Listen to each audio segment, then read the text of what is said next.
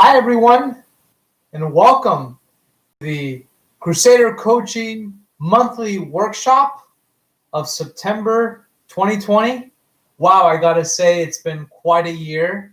A lot of very exciting things going on, and a lot of also major tragedies with what's been going on with the pandemic. But as always, opportunities present us with chances. And this year has been a chance. What a chance. In this workshop, we're going to cover something very, very important. This month's topic is the superpower of relationships, how you can develop both personal and professional rapport inside and outside of work. And I'm super excited to be here live with you from the Crusader Coaching headquarters here in my home office. So I want to thank you so much for your yes, for your commitment to your personal and professional growth and development. Communication is what we covered last month. And a natural follow-up to that communication is your relationships. And a lot of times people say it's who you know. And although that's not always true, there is some truth to that. There is truth into the value of relationships and how relationships can help you be better and grant you more opportunities and chances to grow. And that's what tonight's workshop is about. And if you're joining us here for the first time, then I want to welcome you so much and explain to you a little bit as to how our workshops actually work. And if you're a veteran, then you're already well acquainted. But I'm going to go ahead here and say the outline anyway. So, our workshops, as always, are designed to be transformational, not informational. We want you to be transformed from this content, not just walk out of here with a couple ideas and some more information. Look, we live in the age of information. If you want information, just go on Google. But we want to provide you with a vehicle and an opportunity for transformational. So if you haven't done so already, if you found us on YouTube or if you found us on Facebook or a link that we send out through WhatsApp, you'll see that in that link, and after this video is posted in the video description, there are going to be two links. One link is for the presentation slides, which is the presentation slides that I created to go along with this workshop. And the second link is for a workbook that has interactive questions, activities, and exercises for you to apply what you learned from this workshop in the real world. So my invitation for you right now is to go ahead and download that if you haven't done so already. And if you're just watching from the car or listening from the car, that's okay. You can do so after. But I want to invite you to play full out, be fully present, because I promise you that if you apply these simple strategies to your relationships, once the workshop is over, you will get value. That is my guarantee to you. And if you actually apply what we go over here, your relationships will improve both inside and outside of work. And without further ado, let me talk to you a little bit about what we have got going on tonight insofar as the program. So we've got two main phases. Phase one, we're going to talk about relationships at their core. What is the essence of a relationship, and what does it mean to be in relationship with someone? In the second phase, we're going to talk about how you can take the concept of a relationship and build a stronger relationship. Once we've done that, we're going to do a Q&A session where you can ask your questions live. And if nobody has any questions, then I'll go over a couple of questions that I have asked from other clients and friends who wanted to ask these questions live. And stay tuned, because at the end, we're going to announce what some of our upcoming content is in the month of October. We've got a podcast and some more videos coming up. So without further ado, welcome, and let's go ahead and get started. So a very simple way for this to have value for you is to ask yourself, what is your purpose? What is your purpose for being here today? What relationships do you want to improve? And why do you want to improve them? What do you want better relationships for? Having those answers to those two key questions are going to help you get much more out of this workshop than not having those two questions answered. So I want you to take a quick second, think about in your life, what relationships do you want to improve? Maybe it's a coworker, maybe it's a boss, maybe it's a spouse, maybe it's a friend, daughter, son. It doesn't matter. But I want you to think about what relationships are important to you right now in your life and which ones you want to improve, because we all know that being intentional matters and it makes all the difference. And if you're going to sit here and listen to me talk, then it's better for you to have something of value coming into it and also coming out of it. Okay, so now, relationships at their core, okay? What is a relationship? Very basic question. You don't need me to answer that. But I went ahead and defined it for you anyway. So, according to Merriam-Webster and Sensei Google, a relationship is defined as the way in which two or more concepts, objects, or people are connected, or the state of being connected. Now, the key word in that definition is connection. A relationship is a connection that you form with somebody. In other words, it's a two-way street. A connection cannot be formed if one or two of the ends are not working in conjunction. So there has to be a cooperation from both parties. And it does not matter if that's personal or professional, but both people have to be involved. Now, sometimes one of those ends may have to take initiative. And right now, you may be watching this by yourself or with somebody else, and that means that either one of you or both of you is making an effort right now to take the initiative to improve whatever relationships you may want to work on. But right now, you are the end. You are the subject that is taking the initiative right now, and hopefully take this with you outside. So maybe the other person that you want to work with is not here right now, but that's okay, because after this workshop, you'll have a lot more to work with. So main key idea so far in the workshop, connection. Remember that relationships are all about forming connection. How we do that, we'll talk about that in a little bit. So there's two main basics I want to talk about today when it comes to relationships. The first basic is remembering to be open. Openness is very important in a relationship. You have to be open. You can't expect the other person to deal their cards on the table if you haven't dealt yours. As a leader in a relationship, both of you are leaders in the relationship, you have to deal your cards. You have to be open. That means being open about issues, conflicts, being open about positive things that the other person has done. There has to be an openness to communicate. And that's what we talked about last month. And if you want to see that workshop, you can find it in our YouTube channel. But there has to be an openness between the two of you in order for that relationship to flourish. And that goes for both personal and professional relationships. The second relationship basic is integrity. There has to be a continuous connection between what you say and what you do. If you don't practice what you preach, you are damaging the integrity of the relationship. In other words, you have to follow up. In whatever relationship that you have, having integrity is super important to the growth of that relationship. And we actually have a couple more skills, but we went over that in the podcast. So if you want to check out our relationship podcast on our YouTube channel, you can do so already after this workshop is done. But remember, the two main skills is having openness and having integrity. So openness is about being open with what's actually going on and being honest and upfront. And integrity is all about making sure that you follow up with action. So you can say all you want, but if you don't follow it up, there's no integrity. Simple example of that. If you say that you are going to send an email by 5 p.m. Friday, and you don't send that email by 5 p.m. Friday, you've just chipped away at a small portion of the relationship's integrity, because what you say is not following up with what you do. And what happens is, if you do that enough times, the relationship will be damaged.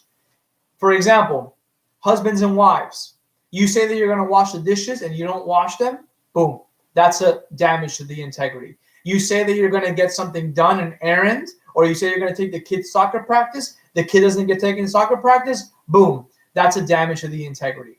And you'd be surprised how quickly these little things pile up. So, as it says in the Judeo-Christian Bible, you've got to follow up.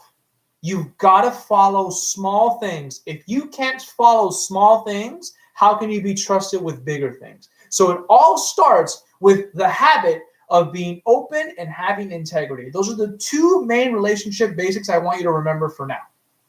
Now, I want you to remember also a very simple 3-step process when it comes to a relationship. So right now you may be here and you might be thinking of forming a new relationship, maybe a new friendship, maybe a new romantic relationship. Maybe you want to improve the relationship that you have with someone at work.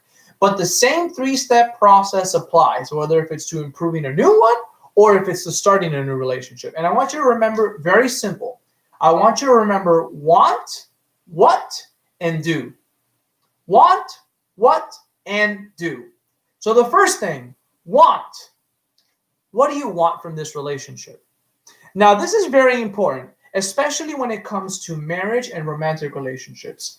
If you are not clear as to what you want from a relationship, that you are setting yourself up for a disaster. You are setting yourself up for confusion for both you and the other person involved in this relationship.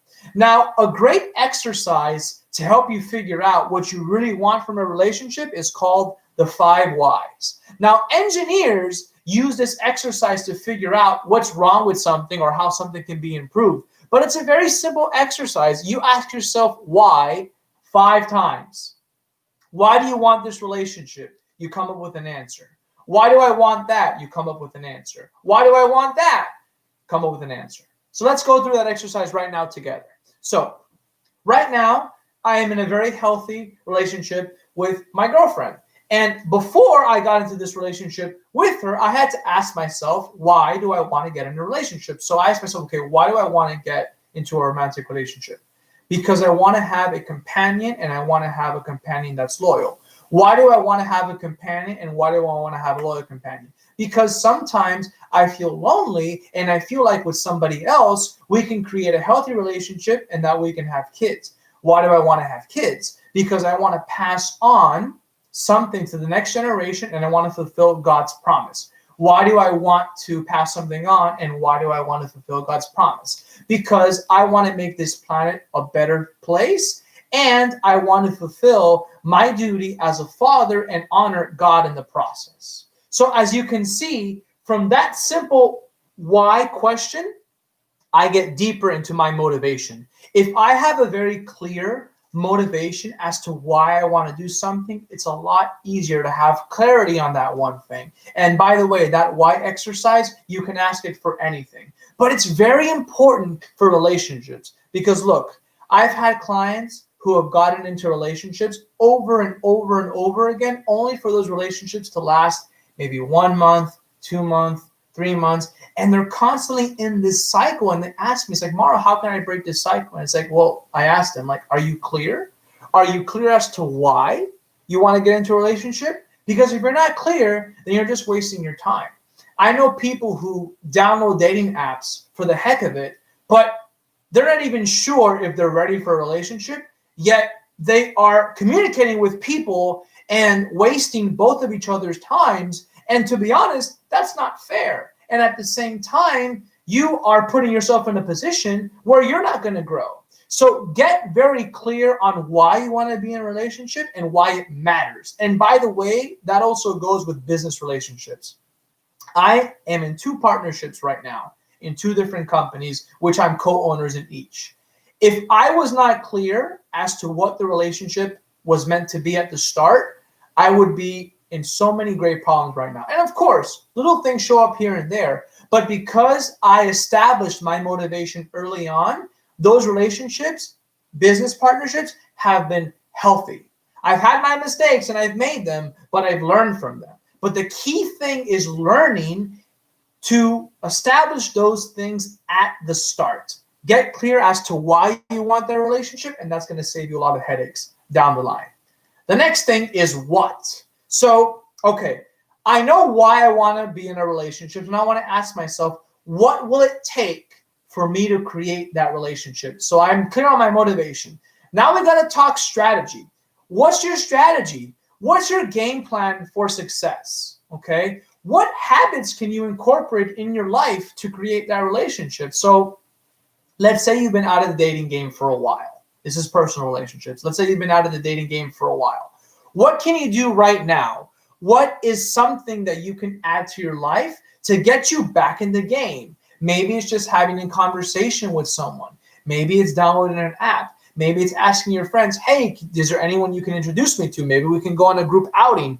That might be a little bit difficult now during COVID, but there's a lot of options. The main thing is getting clear on what your strategy is and having one. It doesn't have to be a super complex thing. It can be something very simple. But if you can have a very simple game plan as to just a few conversations, a few habits you want to improve on, you can set that next relationship up for success.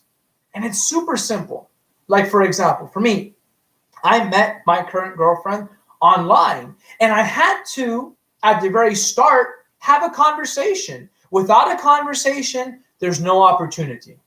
Same thing with my business partnerships. If I hadn't reached out to the other person and said, hey, would you like to be a part of this idea? Would you like to be a part of this company? It wouldn't have happened. The main thing is getting clear with your communication and your motivation, and then just having that first step. That first step is super crucial, which leads us to the final thing is do it. Just do it. What is one teeny tiny step you can take today? Because you can have the best strategy in the world, but if you don't execute, then it doesn't matter. You have to take action right now. Simple process, simple execution, but there has to be something to set the fire to get the relationship going. And we can spend all day strategizing, all day planning, but if we don't take that teeny tiny step at first, nothing changes. So ask yourself, in this relationship that I'm clear that I want to have, and I have a basic strategy, what is one thing I can do today to help bring that strategy into movement? Remember, good or bad, you are constantly living your life creating habits. So it's better to have simple habits that are actionable and you can do them right now. It doesn't take a bunch of prep work, but it's something that you can get into habit and into action today. And for relationships, that's super important because whether if you realize it or not, right now you are acting. Whether if you are doing nothing, that's an action. You are choosing not to do something, and that is an action.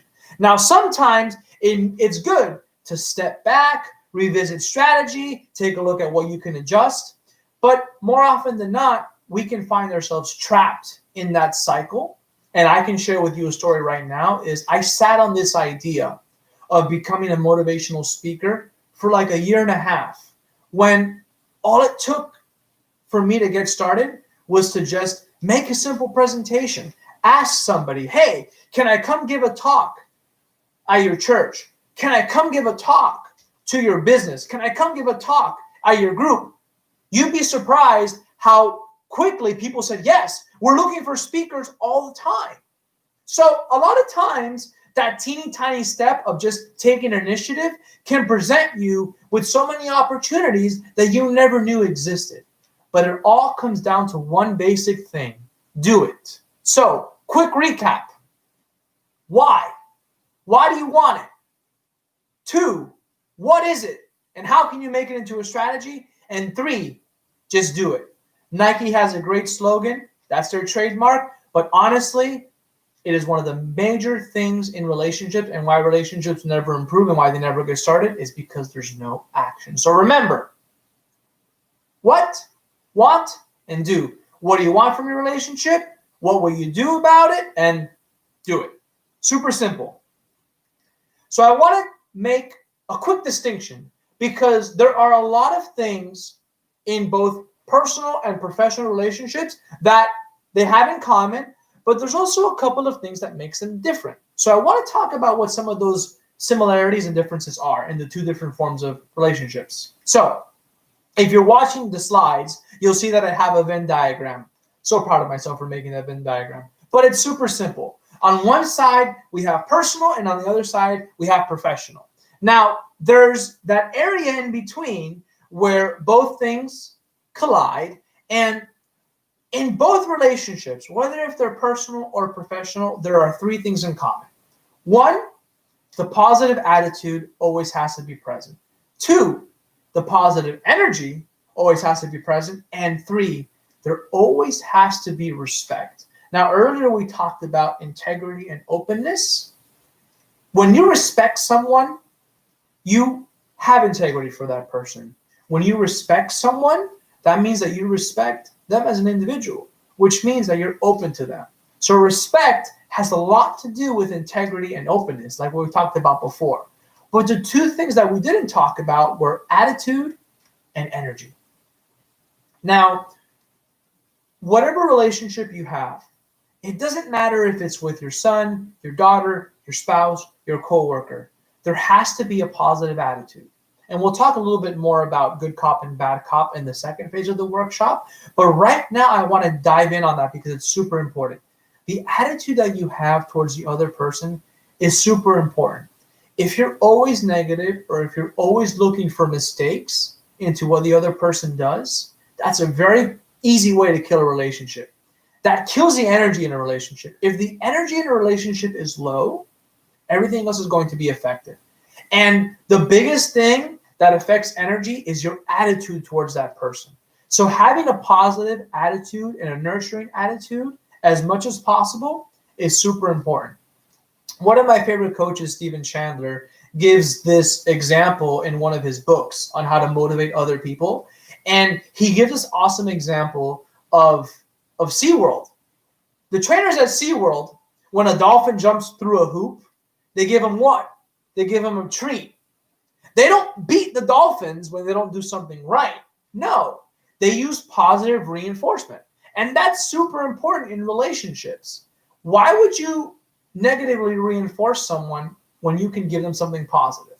Now, there's times where the other side is necessary, but the most important thing is that you only use it when it is necessary.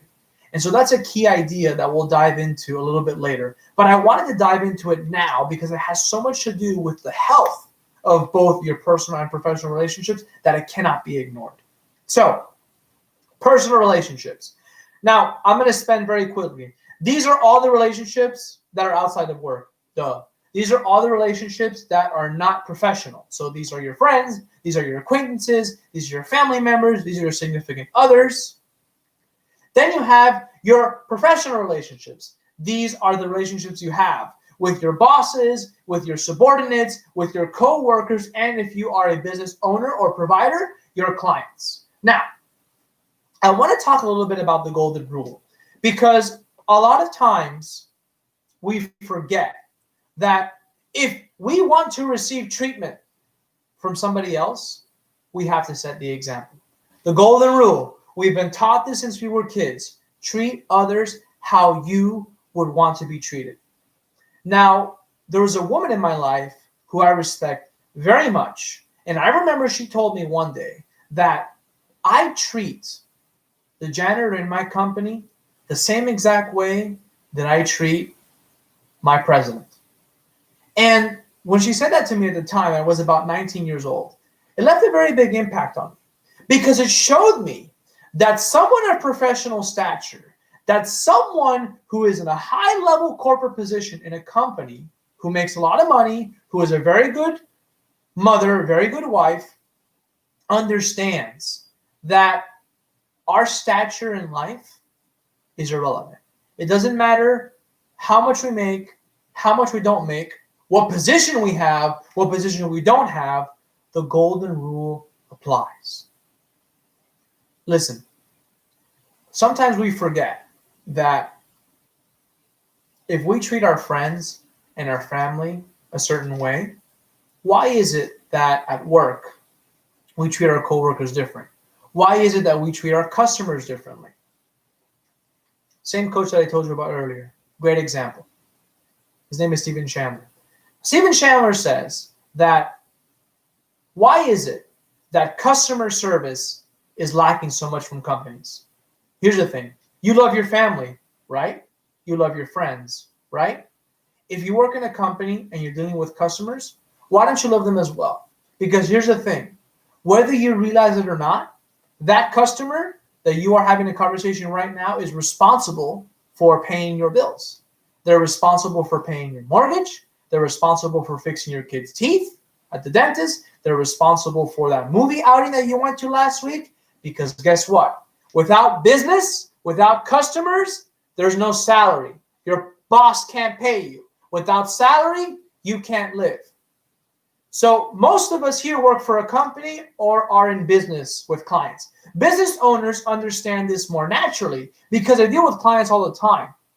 But when we're corporate offices, sometimes we can forget that connection. Look, without customers, there's no paycheck. Without paycheck, there is no life. So remember, the next time you have a conversation with a customer or you're dealing with someone who is buying a service or buying a product from the customer, remember that without them, you don't have a paycheck. So remember to treat them very well, because if you don't treat them very well and the company goes under, all of a sudden you may have just lost your position, which means you have lost your salary. So remember, your customers are just as important as your friends and family, because not only do they help you feel better, but they also pay for your expenses. And never forget that, because that's how business works. And I wanted to touch upon that because it's a very important link, especially if you want to be in business for yourself. But even more so if you work in a company where you have a performance review. And I know that for a fact, every performance review is going to have some level of relationship between your coworkers and your customers. So remember that. Do's and don'ts in relationships. Very straightforward. Okay. The do's: manage agreements. The don'ts: manage people. Here's the thing. Can people really be managed? No, it's not a rhetorical question. I'm being serious. Can people really be managed? Can you manage your spouse? Can you manage your kid? Can you manage your friend? Can you manage your boss? Can you manage your coworker? Have you tried managing those people? If you did, how did that go? Here's the thing. We can't manage other people. We can't control other people. Everybody here's got free will. But what we can do is we can manage our agreements with those people. And here's what I mean by that. Do you have an agreement with those people in your life? Have you sat down and had a conversation as to how you and the other person can create something? Let me give you an example. About a month ago, I had a serious conversation with my girlfriend, and she felt like we weren't spending enough time during the week talking. She has her full-time job. I have my full-time job. So we're working, right? And we spend the majority of our time together on the weekends. But she felt like we weren't communicating enough. And so we had a conversation. I said, hey, look, I'd rather be fully present with you when I'm doing something. And I would rather not split my attention 50-50. That way you don't feel like you're being listened to, but also my work's not getting done. And so we came to an agreement where I said, hey, look, every few hours on a break, I'll send you a text message to check in how you're doing. She loved the idea. And our communication improved so much better, and that has never been an issue ever since then. But her and I sat down, we had a conversation, and we made an agreement. Let me give you another example. With a client of mine, a life coaching client, we weren't sure as to when I would send her an email with additional information as to after her sessions were complete. We had an agreement as to when we would meet, the times, the days, how long the sessions would be. That was all covered. But there was an additional portion in our coaching agreement that wasn't finalized, and that was her personal assignments and her homework after the session. And there were a couple weeks where I sent them to her too late. And she was like, Mauro, I don't have enough time to get this done because you send this to me too late. And sometimes I don't get the opportunity to get this finished. So what can we do to make sure that I have enough time? And so I say, hey, look, Kat, we have our sessions in the evening. So it gets kind of late. It's kind of hard for me to send that email to you after because I've already worked the whole day. I'm tired. So I said, how about this? How about I send you our missions the next day before the day is done? And she said, okay, doesn't sound bad. That still gives me 6 days to get the missions done. So that's okay because we have weekly sessions. So she said, okay. So we made an agreement that on Fridays, before the end of the day, she would have her missions. And we've done that for the last 4 months, and it's been great.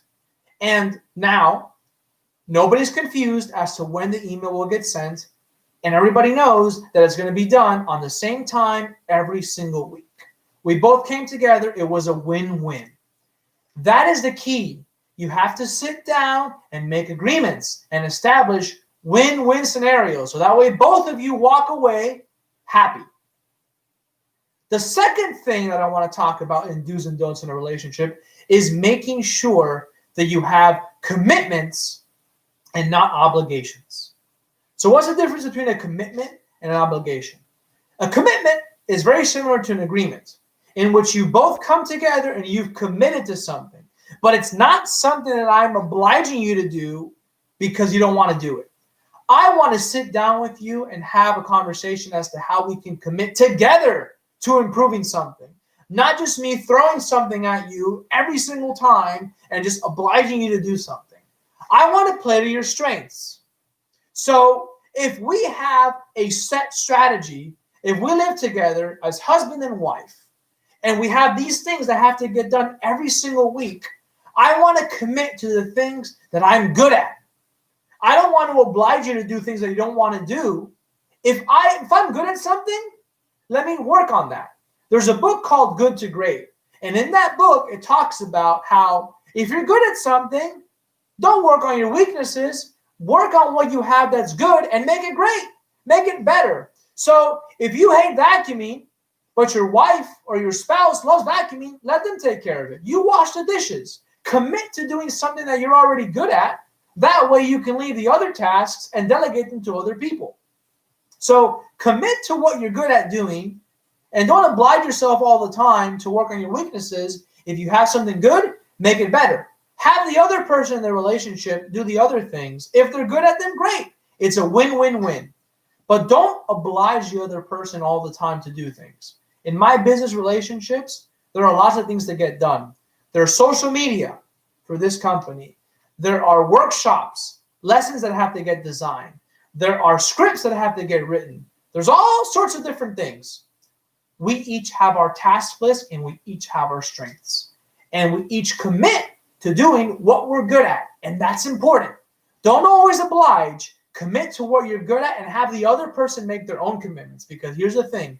People will always honor, most of the time, their agreements. And they'll always honor their commitments. Especially if they were of their own creation and not something that was thrown on. Maybe you worked in a company where somebody got, you could tell that that person in the interview process was on fire. Maybe you've interviewed someone or not. You're like, wow, this person's really good. They really want this job. But then 3 weeks later, they're hired, they're on the team. All of a sudden, productivity is down. You're having problems with this employee or this coworker. This person's not pulling their weight. Here's the thing. The truth is, the person who applied for that position really wanted the job. Probably because they needed the money. They wanted to make their spouse happy, yada, yada, yada. They really wanted the job. But the second they got the job, motivation was out the window. This goes back to our 5 whys. And if you are in the position of hiring someone or in the position of making a partnership with somebody, it's very clear that you have established that once the relationship is formed, that the motivation continues. If I work really hard to get a job and my motivation all of a sudden is gone, that means that I wanted the job, but I didn't really want to do all the other things that come after. So get very clear on what your commitments are and establish them for the long term, not just for the short term, and filter out your relationships and make sure that the person's commitment are for the long term and not just for the short term benefit. And the last thing in do's and don'ts is make time. Look, You can't have a drive-by shooting relationship. What do I mean by that? You can't just talk to a person for 3 minutes and expect that everything's going to be okay. If you're somebody's boss, if you're somebody's coworker, you can't have a relationship with another person if all of your interactions and all of your relationships are drive-by shootings. It can't be 3-minute talks. You have to sit down and make time. If there's an issue, if there's a problem, make sure you block out time on your calendar and make it happen. If you want to grow your relationship, you've got to block out time to sit with that person, whether if it's going on a date, whether if it's having a meeting, whether if it's doing something together, shared activity. You have to block out time and be present. Don't multitask. That's the worst thing that you can do. If you sit down with someone and you're on your phone or you're doing something else while the other person is talking to you, you're not really making time for that person. I'm sure you've all had this experience where you've either talked to a coworker or a boss, you come into their office, you can tell they're on their phone. Sorry, hey, I'm reading my emails. I know you wanted to talk to me, but I'm kind of busy. I'm swamped here. I don't know what to do. Can you come back to me later? Can we talk later? And you walk out of that meeting room, you walk out of that office like, wow, like what a waste of my time. And I feel like that person didn't care about me at all. And we do this all the time and we don't even realize it. So when you sit down with someone, block out time, put the phone away, maintain eye contact, and listen to what the other person wants to say.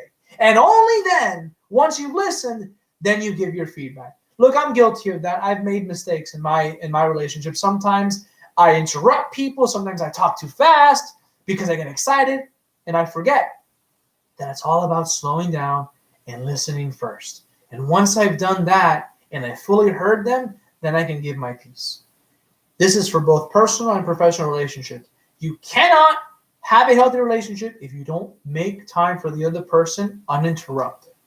And be clear and establish your boundaries as to when those conversations will happen. And that will help a lot in conflict resolution, which is one of the last things we'll talk about later on in phase 2.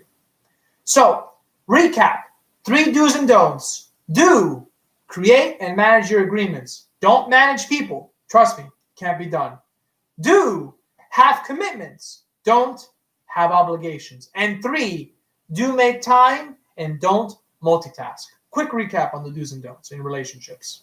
Now, moving on to phase 2. So we've established relationship at their core, what to do, what not to do, what they mean, the differences between personal and professional relationships, and now we're going to talk about how we can take those relationships and make them stronger right now in phase 2. So first thing we're going to talk about, positive and negative reinforcement. Ooh, this is a good one. This is very important. So a lot of times people ask me, Mauro, should I play good cop or should I play bad cop? My answer, play both. You got to know when to play good cop and when to play bad cop. But the key thing is you have to know when to play each one.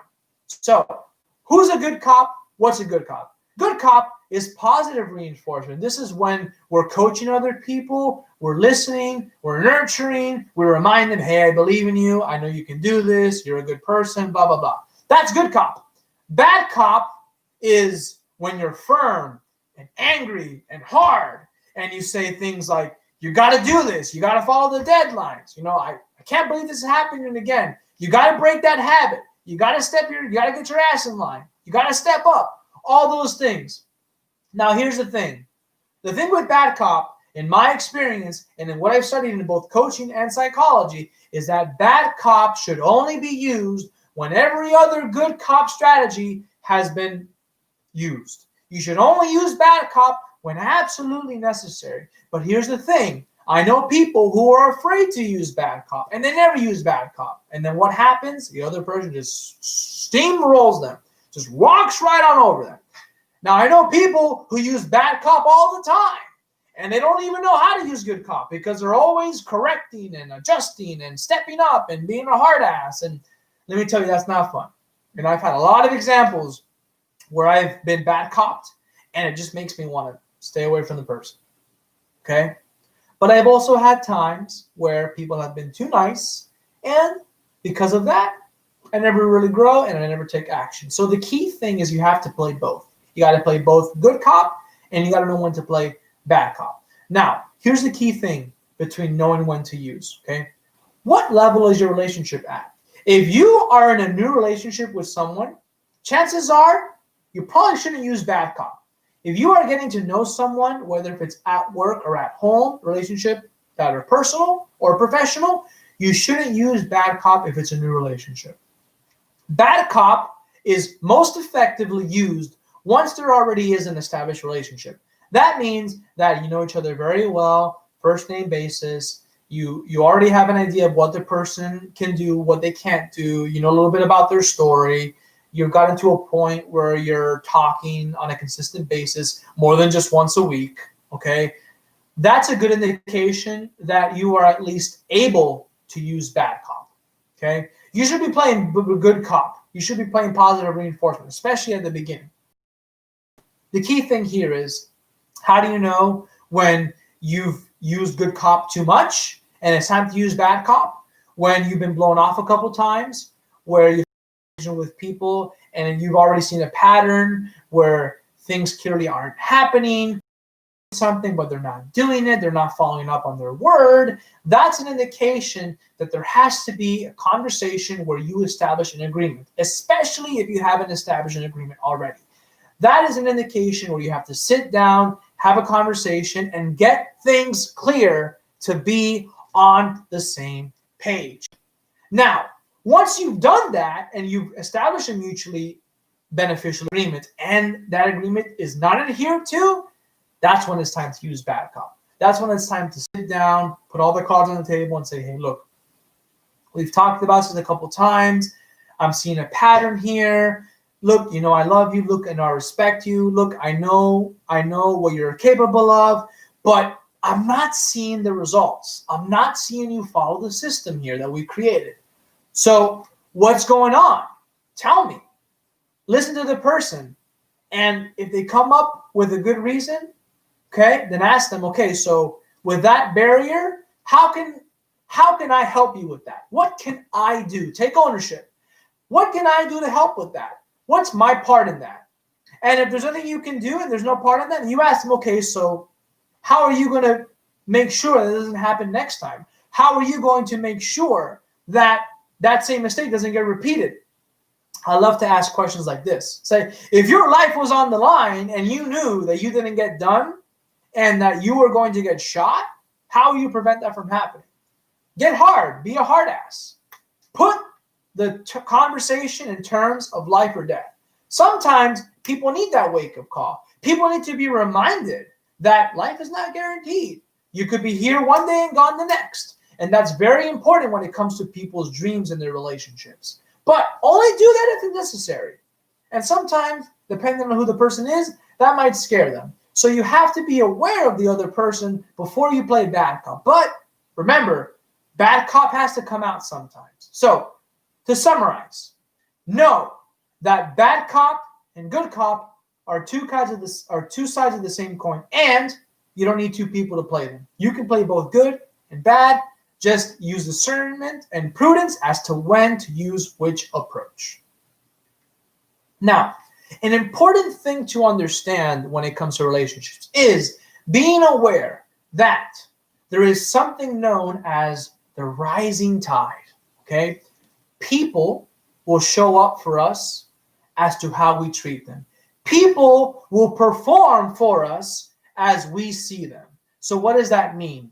If we see someone as being insignificant or inferior or useless or weak, then guess what? Chances are they're going to show up for us with that same energy. They're going to show up for us with that weak energy, with that insignificance, with that can't not do attitude.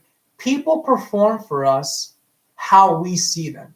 If we see someone as being strong, dependable, trustworthy, we know that they can do it. We know that they have the capabilities. We see the potential that they have inside of their soul. People will show up differently. And I've seen that time and time again in both my exercise and my life coaching clients. And I've seen that both in young and elderly people. And one of the best ways that you can see people as being great is to ask yourself, who in your life do you look up to? Who in your life has motivated you to be better? And how do they do that?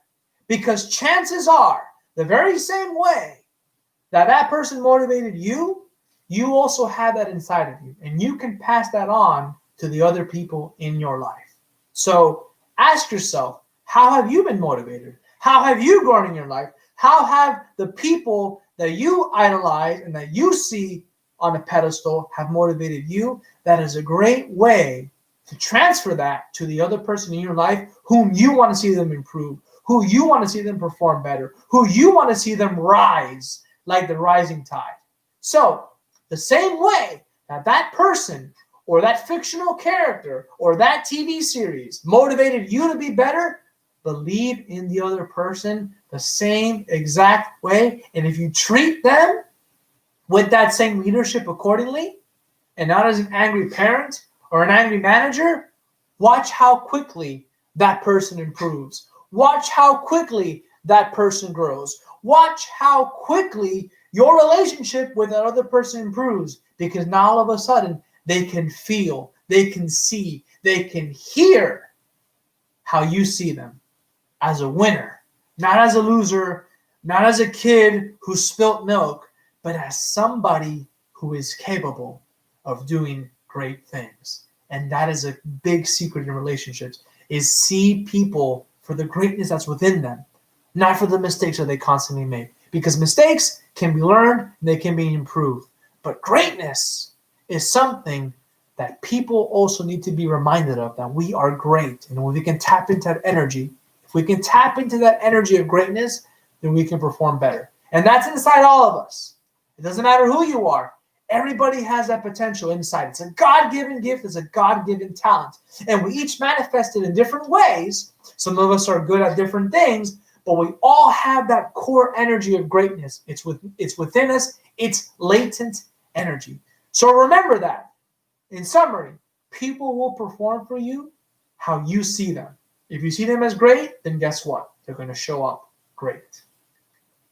Now, I want you to remember this very simple 3-letter anagram. It's ART. A-R-T. Because guess what? Just like communication, relationships are an art form. So A, appreciate the person. Give the person an example. That next conversation that you have with them, give them an example of one thing they've done recently that was very good. You know what? I was very proud of how you did this thing. I was very proud of how you took care of the situation. And I appreciate you for that. Thank you for getting that email out on time.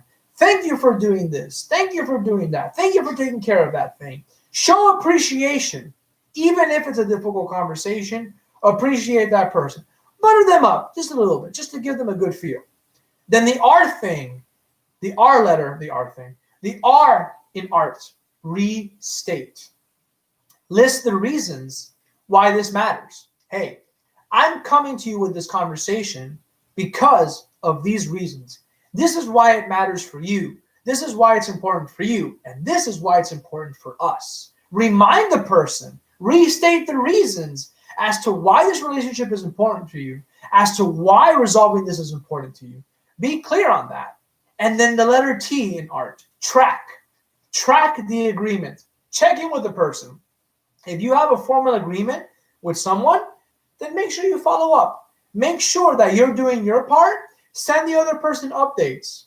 Hey, just so you know, this project is going very smoothly. Last week, we hit our numbers. This week, we're a little bit slow, but I think that by the end of the week, we'll be able to catch up. I'm working double time on that. Let the other person know that you are doing your part. And that will also cue them mentally to remember, oh, crap, I haven't done this yet. Or, oh, crap, let me share with him this update because it's going really smoothly. So communication and relationships by extension are an art form. Appreciate the other person, restate your commitments and your agreements, and remember to track those agreements. Give updates so that way the other person is always in the loop. Keep that other person updated. And once you've established that agreement and you've tracked it, sometimes every now and then, like we talked about earlier with good cop and bad cop, sometimes people slip. They make mistakes. or they fall into bad habits, or they get on that slippery slope where you notice, this person seems to be backsliding, and now there's conflict. So now, crap, we've got a conflict, we've got to resolve it. How do we do it? How do we resolve a personal or a professional conflict? Well, remember, always use good cop first. Coach the other person, listen to them, nurture them, tap into their greatness, like we talked about earlier. Remember to listen first and answer second. Look, conflicts in life, they happen. Life isn't always perfect. There are things that show up. But conflicts are actually an opportunity. Problems are not always bad. Problems are good because both you and the other person, when you resolve that conflict in a healthy way, you both walk out of that conflict stronger. You both walk out of that situation better. So remember, if a conflict does occur, don't freak out, stay calm, take a nice deep breath. And before, this is very important, whenever a conflict arises, the very first thing you do before you send out that email or before you make that phone call, or before you send that text message is remember, take a nice deep breath in through your nose and out through your mouth. Take a nice deep breath and think, okay, if I was on the other end of this message, if I was on the other end of this phone line, how would I want to be treated? Remember the golden rule that we talked about earlier. Treat others how you want to be treated. If you have a conflict, the last thing you want to do is stoke the fire. You want to go in there as calmly as possible. And remember that regardless of who's to blame, regardless of whose fault it is, you have to do your part. You got to be a leader. You got to be an owner. You got to come in calm and ready to listen and to serve, not to throw fire on something and execute the other person, okay? That's an extreme bad guy approach and is not necessary unless you're in extreme circumstances. So remember, whenever conflict occurs with a coworker, with a roommate, with a spouse, significant other, a friend, or family member, remember that you and the other person are on the same team and you want to help that person, not hinder them. So listen to them first, establish a good relationship, establish that good communication, and don't go straight to pop, don't go straight to gunfire, okay? Listen first, establish that. Hey, I'm here to help you. Hey, I want to listen. Hey, what happened? You missed the meeting, you didn't show up. What's going on? Is everything okay? Is there an emergency? Never assume the worst before you've exhausted all the good. And that's very key in resolving conflicts. Never assume that the other person had any malintent unless they have explicitly told you or shown you otherwise. Because remember what they say about assumptions. When you assume, it makes an ass out of you and me. So conflicts occur. Never assume the worst. In summary, always go in good cop first before you go in with bad cop. And that's a summary as to how you can resolve conflict. And to wrap up this workshop, I want to use a communication quote that I also talked about last month from a man named Paul J. Mayer. Very big name in the personal and professional development world, and especially from a faith-based perspective. He says, and I quote, "Communication is the key to human connection." Remember we talked about in the beginning, relationships are human connection. Communication is the key to personal and career success. So in your relationship, have clear communication, have clear agreements, have clear deadlines, be on the same team. You're not fighting against the other person. You are working together towards a mutual goal. Whatever relationship you want to have, whether if it's new, whether if it's one that you already have ongoing, remember, you've got to communicate. You've got to sit down and listen and establish that connection, that two-way street. And remember, no one to play good cop and no one to play bad cop. So, now what? You listen to this workshop, you've gotten some good strategies. Now what do you do next? Well, remember what we talked about earlier. Here comes the most important step, the commitment. What commitment are you going to make right now in the next 90 days? And I want you to make this really real. I want I want you to make this really real. Pull out your calendar, and I want you to check in with yourself 7 days from now, 30 days from now, 60 days from now, and 90 days from now, and ask yourself, have I been taking action? Have I followed up on my commitment? Am I improving my relationships? Have I taken action on this new relationship that I wanted to start? Make a commitment to yourself in the next 90 days in teeny tiny action steps, so that way you can walk out of here with transformation. Remember what we talked about at the beginning. This is not about information. This is not about cheap tricks. This is about having a transformation in your life and having relationships be a part of that life transformation process. So check in with yourself, make it real, follow up with yourself. Remember, action is always underrated, but action is what creates results. Doing is what creates results. So on that note, I want to thank you once again for carving out time out of your life to be present here tonight in this workshop and for taking the first step, which is awareness. So now that you're aware, now that you're going to take action, let me share with you a little bit about what we've got going on.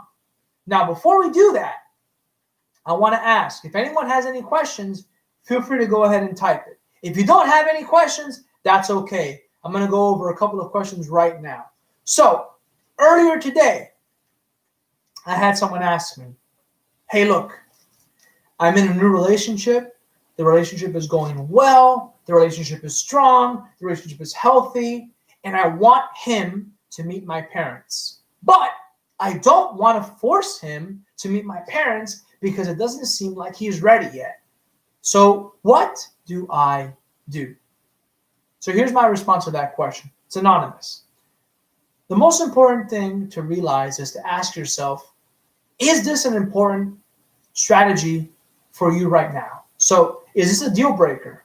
So if you've noticed that he's avoiding your family and he doesn't want to meet them, ask yourself, hey, is he nervous? Have I talked to him about this? And if I haven't done so already, the first step is to have a conversation. The second thing to ask yourself is, when's the cutoff point? So if he hasn't met your family in 6 months, is that a deal breaker? If he hasn't met your family in 3 months, is that a deal breaker? If he hasn't met your family in a year, is that a deal breaker? You have to be clear on what your non-negotiables are before you oblige somebody else to follow up on that. So you've got to get clear on what your non-negotiables are when it comes to that other person meeting your family. So ask yourself, and this might be a question for you as well. Same thing I'm going to tell her is ask yourself, how important is this for me right now? Do I want to set a deadline now or do I want to give him some time? But define what that time is. Don't just say sometime. As a coach told me one day, someday is not on the calendar. Give yourself a personal deadline. Ask yourself, hey, in 2 months, if I haven't seen him take action on this, I'm going to have a conversation with him about it. And this works with anything, by the way. If you notice at work there's a problem, or if you notice with another person in your life there's a problem and you're not really sure when to take care of it, ask yourself, is this necessary today? Is this necessary tomorrow? If not, give yourself some time. But be very clear on when that cutoff point is. The most important thing is understanding that there has to be a cutoff point. You can't just leave things open. You can't just leave things up in the air and just expect the other person is going to follow up. No, life doesn't work that way. And most of the time, if you do that, you're going to set yourself up for disappointment. So set a deadline. October 31st, December 1st, January 1st. It doesn't matter. But my answer to you is have a deadline where you tell him when that needs to happen and have that conversation with him by your deadline if it hasn't happened already. So another question that I was asked is, I've been out of the professional world for several months now because of COVID. What would you tell me is a great way for me to get started? And how can I refresh myself as to job interviews and getting back into the game and finding a new job? So here's my thing. Look, Remember what I said earlier. Action is underrated. The best thing you can do, the best thing that you can do is remember, okay? I just have to look at one job posting and I have to just send one resume. Just do that. Start with something easy, okay? Don't worry about all these things that you have to do. Just your main mission right now is getting an interview. That's the most important thing, okay? We can spend 72 hours, cleaning up your resume and making sure everything is perfect. Look, if you have one and it's good, then that's okay. If you don't have one, then make one. But if you already have a resume, don't worry about polishing it up and making it the best of the best. Look, if you already have something, use it. Just get that phone interview. That's the most important thing for you to do right now. If you haven't worked in a while, then you need to find a job right now. You got to get work right now. So cut to the chase. Get that first job posting and send that first email. Send your resume. Send your cover letter. Get that other person in touch with you as quickly as possible. And if they don't answer in 48 hours, send them a follow-up. Hey, ma'am or madam, sir, I'm very excited about this opportunity. Just wanted to let you know that I hope that everything's okay. Just checking in. Did you get my application? Okay, I'm very much looking forward to the opportunity of working with you and having that interview. Okay, follow up. Follow up with that person if they don't answer you back.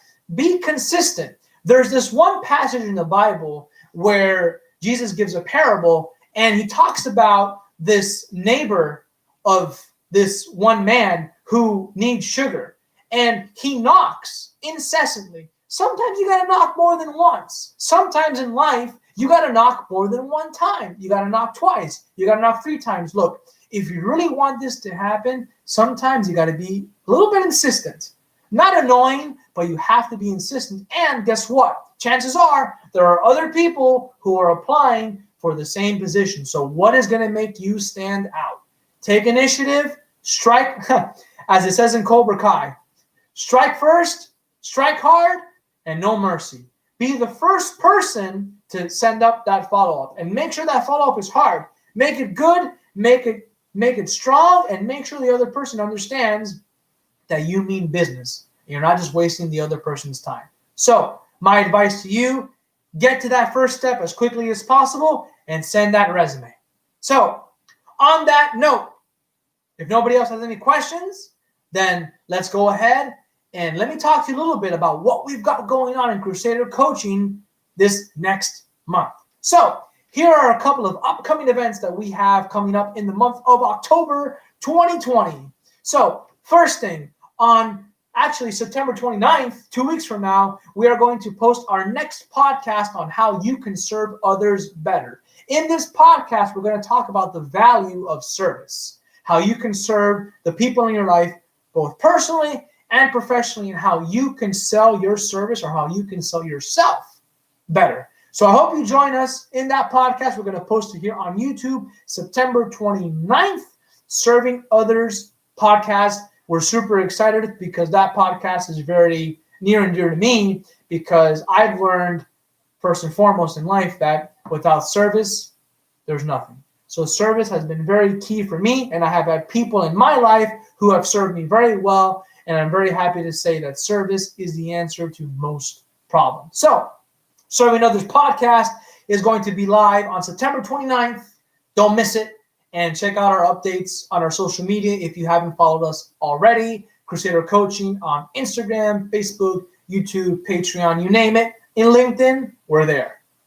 Next thing, we're actually doing a workshop next month as well on the superpower of service. So this is how you can take your life and career to the next level. Relationships are how you grow, and how you serve those people in those relationships is going to make the key difference. So when is that? That's going to be October. Let me pull up the calendar here. October 20th, Tuesday, same day, the third Tuesday of the month, and it's going to be live at 7:30 p.m. just like tonight. So stay tuned for that. October 30th. I forgot to upload it on the PowerPoint, but October 20th at 7:30 p.m., which is the third Tuesday of next month. right here live on YouTube. So that's what we've got going up in October, and super excited to announce we are going to have our first online course available on Udemy and Skillshare. And this online product is going to be about how you can level up your life based on the life decisions that you make. So stay tuned for that. The Superpower of Choice is going to be our first online course with activities, exercises, all sorts of videos and worksheets. Super excited to make that live on Udemy, Skillshare, and available on our Crusader Coaching store online. So on that note, I want to thank you so much for attending. If you found us to be of value, follow us on social media, follow us on Facebook. If you haven't subscribed to our channels, please do so already right here, clicking down below on YouTube. We want to hear from you. If you have any comments, any questions that you want to ask live, we can make you anonymous or we can choose your name. It's up to you, but we'd love to hear from you how we can serve you better. And if you think that I've done a good job, remember that we can offer virtual and in-person events to your office or to your organization or to your team or church group. So remember, you can hire us for private events for either your businesses or your organizations. And we want to thank our sponsors for making this possible: Alex Piedra from Decision HR, Fred Benke from Goosehead Insurance, and Dr. Dennis Goldborn from Total Health Chiropractic. Thank you for sponsoring us and making our content available for everyone to enjoy. So, ladies and gentlemen, it's been an amazing evening. Thank you so much for joining us on this workshop, and I want you to go right now into the real world, transform your relationships, make it real. Don't just keep it here. Apply what you've learned, and remember, take action and do. Until next time, ladies and gentlemen, take care and stay strong.